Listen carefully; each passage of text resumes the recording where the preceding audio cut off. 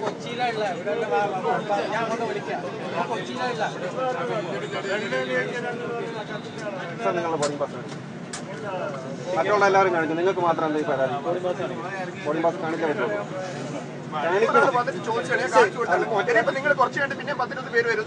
ഇതാണ് എന്റെ പണി. ബാക്കി എല്ലാവർക്കും കാണിക്കാമെങ്കിൽ എന്താണ് ബാക്കി ഇത്രയും ഈ ബാക്കിയുള്ള കാര്യം ഞാൻ നോക്കേണ്ട കാര്യമില്ല. ഞാൻ കാണിച്ചതാണ്, ഒരാൾക്ക് കാണിച്ചു തന്നതാണ്. ഞങ്ങളല്ലേ ചോദിക്കുന്നത് സാർ ബോഡി പാസ് കാണിക്കുന്നത്. നിങ്ങൾ തന്നെയുള്ള ഒരാൾ വന്നിട്ട് ചോദിച്ചു. അത് അയാൾക്ക് മിസ്റ്റേക്ക് പറ്റാം. മറ്റുള്ള എല്ലാവരും സഹകരിക്കുന്നുണ്ട്. നിങ്ങൾക്ക് മാത്രം എന്താ നിങ്ങൾ ഇങ്ങനെ ഒരു ഇതാവരുത്.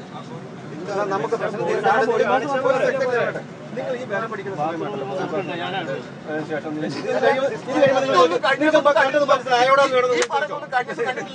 ഈ പറയുന്നൊന്നും കഴിഞ്ഞ ദിവസം കണ്ടിട്ടില്ലോ. 24 മണിക്കൂർ ഞങ്ങൾ വെയിറ്റ് ചെയ്യില്ല. കുറച്ചേരം വെയിറ്റ് ചെയ്യും, കുറച്ചേരം വെയിറ്റ് ചെയ്യും. എസ് കാണിക്കുന്നുള്ളൂ.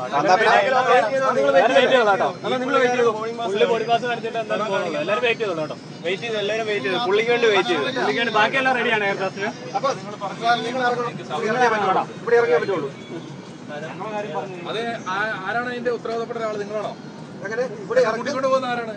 നിങ്ങളെ കൂട്ടിക്കൊണ്ട് സാറാണോ അതോ സാറാണോ ആരാണ്? അല്ല, കൂട്ടിക്കൊണ്ട് വരെന്ന് പറഞ്ഞാൽ എവിടെ കൂട്ടിക്കൊണ്ട് നിങ്ങൾ ഇമിഗ്രേഷൻ വരെ കൊണ്ടുപോയി ഞങ്ങൾ എല്ലാവരും ഉണ്ടാവും. എക്സ്ക്യൂസ് മീ, എന്റെ പേര് James. Okay, no problem. Air India security. ഞാൻ സാറിന്റെ കൂട്ടത്തിൽ വരുന്നു.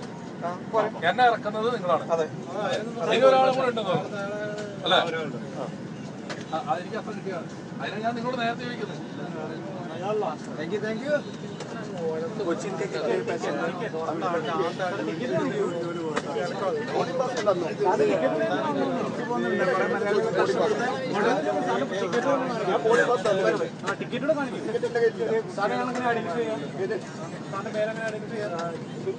Body pass number